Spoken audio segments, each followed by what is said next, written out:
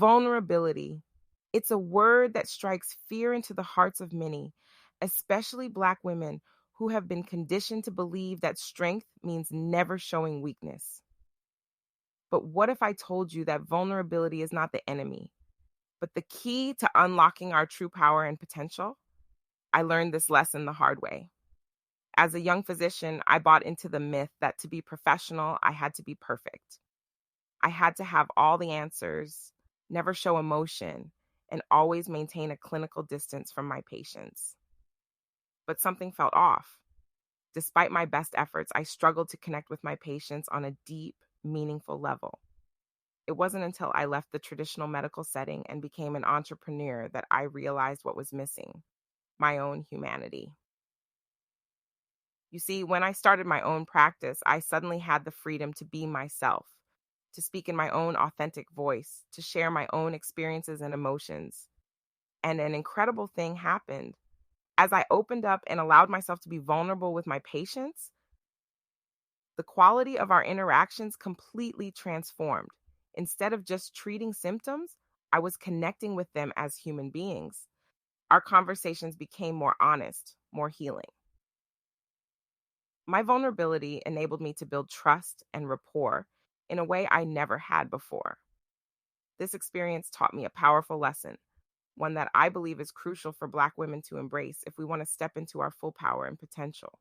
Being a strong Black woman is not a badge of honor, but a modern day noose. For too long, we have equated strength with stoicism, with never letting them see us sweat. We've been told that vulnerability is weakness, that we must always project an image of having it all together. But this myth is slowly killing us, emotionally, spiritually, and even physically. The truth is, our vulnerability is our greatest strength. It is the birthplace of connection, healing, and transformation. When we find the courage to be vulnerable, to share our stories and our struggles, we give others permission to do the same. We create space for empathy, for understanding, for collective growth and resilience. Vulnerability is not about oversharing or burdening others with our problems. It's about having the strength to be fully human, flaws and all, and inviting others to meet us there. But embracing vulnerability is easier said than done. We've been fed so many lies about what it means to be strong, successful, and worthy. We've been taught to hide our pain, to grin and bear it, to never let them see us crack. We numb ourselves with work, with substances, with perfectionism, anything to avoid feeling the discomfort of vulnerability. I know this struggle all too well. For years, I wore my strong Black woman mask like a shield, never daring to let anyone see the cracks in my armor. I hustled hard, worked long hours, and pushed myself to the brink of burnout, all in an attempt to prove my worth and avoid the pain of vulnerability. But the more I tried to numb my feelings, the more disconnected and unfulfilled I felt. It wasn't until I hit rock bottom that I had my breakthrough moment. I was in the midst of a deep depression, feeling completely alone and hopeless. In a moment of desperation, I reached out to a friend and shared my struggles. To my surprise, she didn't judge me or pity me. She met me with empathy and understanding. She shared her own stories of struggle and resilience, and in that moment of shared vulnerability, I felt a glimmer of hope.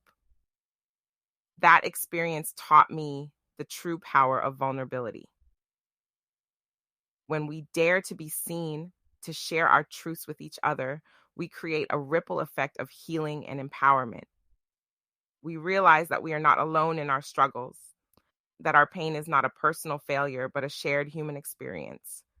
We find the courage to ask for help, to set boundaries, to speak our truths, even when our voices shake. This is the kind of vulnerability that Brené Brown, a renowned researcher and storyteller, has spent her career studying. Through her work, she's found that vulnerability is not weakness, but the key to connection, belonging, creativity, and innovation. When we embrace vulnerability in leadership, we build trust, encourage risk-taking, and foster psychological safety. We create a culture where it's okay to make mistakes, to learn and grow together. We see this kind of transformative vulnerability in action when we look at Black women leaders who have dared to be fully human in the public eye. Women like Michelle Obama, who has shared openly about her struggles with imposter syndrome and the pressure to be perfect. Women like Tarana Burke, who started the Me Too movement by sharing her own story of sexual assault and inviting others to do the same. These women have shown us that vulnerability is not a liability, but a source of incredible strength and resilience. But vulnerability isn't just about the big public moments, it's about the small daily choices we make to show up authentically in our lives and relationships. It's about having the courage to apologize when we've made a mistake, to ask for help when we're struggling, to set boundaries when we need to protect our energy. It's about modeling vulnerability for the next generation, normalizing the messy, imperfect parts of ourselves so that they too can embrace their full humanity. Practicing vulnerability isn't easy, especially in a world that wants to weaponize our weaknesses. It requires a deep level of self awareness, self compassion, and discernment. We need to be mindful of who we share our stories with, choosing those who have earned the right to hear them. We need to be gentle with ourselves when we stumble, remembering that vulnerability is a muscle that takes time to strengthen, but the rewards of vulnerability are immeasurable. When we embrace vulnerability, we stop hustling for our worth and start standing in our truth. We show up authentically, courageously, and unapologetically. We create deeper connections, have greater impact, and experience more joy. We heal ourselves and each other, creating ripple effects of empowerment that extend far beyond ourselves. So I want to leave you with a challenge. Start practicing vulnerability in small ways every day. Share a struggle you're facing with a trusted friend. Admit a mistake you've made and what you learned from it. Have that difficult conversation you've been avoiding. Slowly train the vulnerability muscle and watch how it transforms you. As Black women, we have been sold a bill of goods around strength that is slowly strangling us. It's time to redefine strength on our own terms.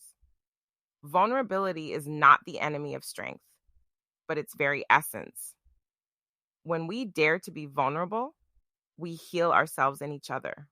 We create space for innovation, activism, and empowerment. We reconnect to our intrinsic worthiness. Embracing vulnerability is an act of resistance in a world that wants us to be silent and small. It's a radical reclamation of our humanity, a bold assertion of our right to be seen and heard.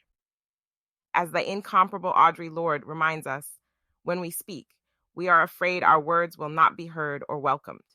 But when we are silent, we are still afraid. So it is better to speak. I believe vulnerability is the language we need to speak now more than ever for our own liberation and for the healing of our communities. Will you join me in daring to be vulnerable, in honoring the soft, sacred parts of ourselves? Our vulnerability is our strength. Our vulnerability is our power. In a world that wants us to be hard, let us choose softness. In a world that wants us to be perfect, let us choose authenticity. In a world that wants us to hide our pain, let us choose vulnerability. For in vulnerability lies the key to our healing, our connection, our liberation. Thank you.